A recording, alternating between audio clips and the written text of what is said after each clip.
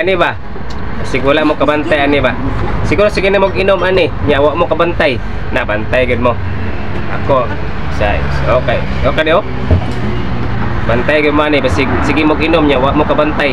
Kani ba kani? Dawa Sprite ha, bantay gid ba? O kani oh dawagi, yo Sprite oh, klaro kay na Sprite na. Pagbantay gid mo ani, ahe mo minom. Ako nabantayan gyud nako ba? Sumaya gyud ani nabantayan ako. Manang ayaw gyud kan gyud magbantay gyud mo minom ani. Kani ba? Kani oh, basta gyud Sprite, Sprite ba? Oh, Sprite. Oh. Tawa ha? Mao gyud ni ako nabantayan. Mana nga pag minom mo ani, kinahanglan basta kay bantayan gyud ninyo tawa ha. Tawa kani ba oh? Oh, na-expire ba? Expiry date oh. Nindot kaya na expiry date, may gyud nang na-expiry date ba?